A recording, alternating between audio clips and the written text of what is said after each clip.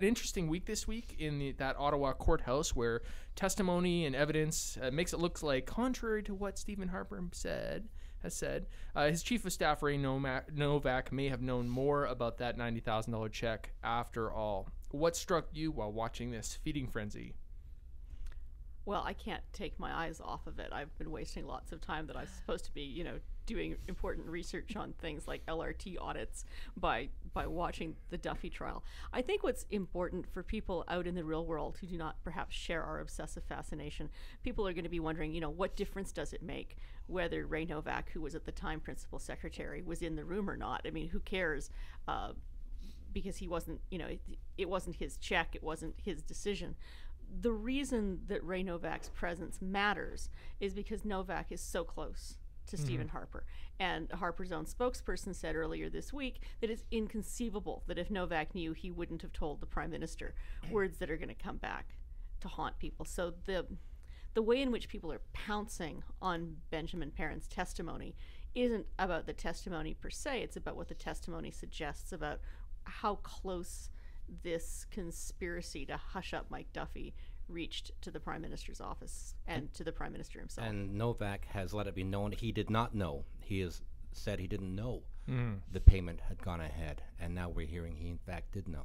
And, the interesting thing is, this is conflicting testimony from two lawyers sworn under oath. Nigel Wright testified that Ray Novak was not in the room and was not party to the conference call where the decision to offer Duffy the check was made.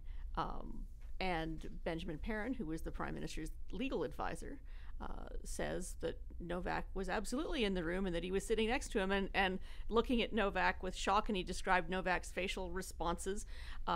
So they can't both be right.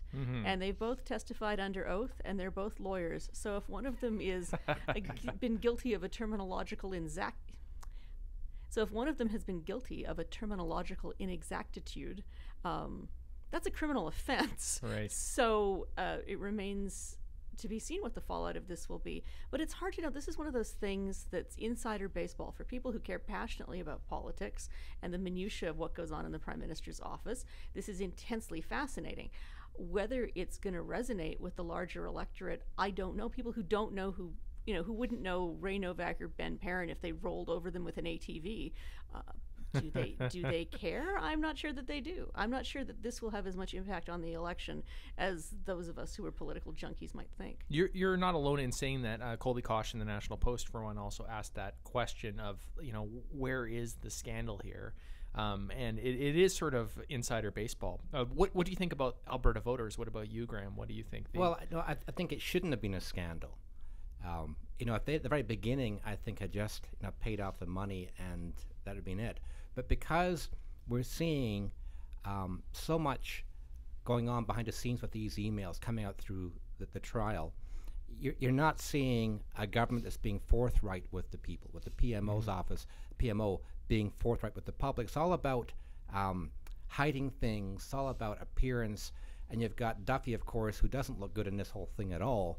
But when it comes down to the political implications, I agree with Paul that people really maybe aren't paying attention right now. They're on vacation still. It's August. The vacation's wrapping up. People are more interested in their barbecue or the lake or something like that than this. But it shouldn't have been a scandal. The scandal has been how the PMO tried to control this, how they tried to interfere in the Senate. Yes. And I think that they've made it an issue. Will it make a difference to the election? I think if you don't like Stephen Harper, this is going to put that in concrete. You really don't like this man. If you like Stephen Harper, you're going to say this is much ado about nothing. But I think for those who are undecided, if this is still an issue a month or so from now, as we move into the actual final weeks of the campaign, this may be enough to cause Harper serious trouble in certain areas of the country.